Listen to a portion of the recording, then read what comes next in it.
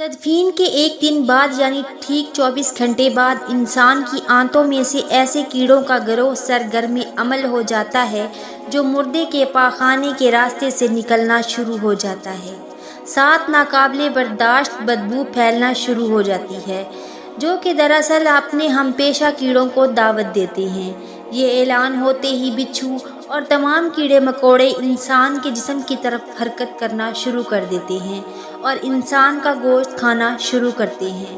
تدفین کے 3 دن بعد سب سے پہلے ناک کی حالت تبدیل ہونا شروع ہوتی ہے۔ 6 دن بعد ناخن گرنا شروع ہو جاتے ہیں۔ 9 دن کے بعد بال گرنا شروع ہو جاتے ہیں۔ انسان کے جسم پر کوئی بال نہیں رہتا اور پیٹ پھولنا شروع ہو جاتا ہے۔ 17 دن بعد پیٹ پھٹ جاتا ہے اور دیگر اجزاء باہر آنا شروع ہو جاتے ہیں۔ 60 دن بعد مردے کے جسم سے سارا گوشت ختم ہو جاتا ہے۔ انسان کے جسم پر بوٹی کا ایک ٹکڑا باقی نہیں رہتا۔ 90 دن بعد تمام ہڈیاں ایک دوسرے سے جدا ہونا شروع ہو جاتی ہیں۔ 1 سال بعد ہڈیاں بوسیدہ ہو جاتی ہیں اور بالآخر جس انسان کو دفنایا گیا تھا اس کا وجود ختم ہو جاتا ہے۔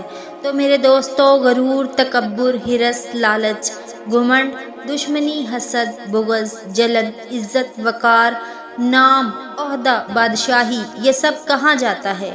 سب کچھ خاک میں مل جاتا ہے۔ انسان کی حیثیت ہی کیا ہے؟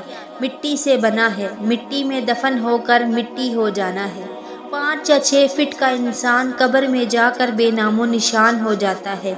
دنیا میں اکڑ کر چلنے والا، اپنے آپ کو طاقتور سمجھنے والا، دوسروں کو حقیر سمجھنے والا، دنیا پر حکومت کرنے والا، قبر میں آتے ہی اس کی حیثیت صرف مٹی رہ جاتی ہے۔ لہٰذا انسان کو اپنی ابدی اور ہمیشہ کی زندگی کو خوبصورت اور پرسکون بنانے کے لیے ہر لمحہ فکر کرنی چاہیے، اللہ کو یاد کرنا چاہیے، ہر نیک عمل اور عبادت میں اخلاص پیدا کرنا چاہیے اور خاتمہ بالخیر کی دعا کرنی چاہیے۔ اللہ تعالیٰ مجھے اور آپ سب کو عمل کی توفیق عطا فرمائے اور ہمارا خاتمہ ایمان پر کرے اور کلمہ طیبہ نصیب کرے، آمین۔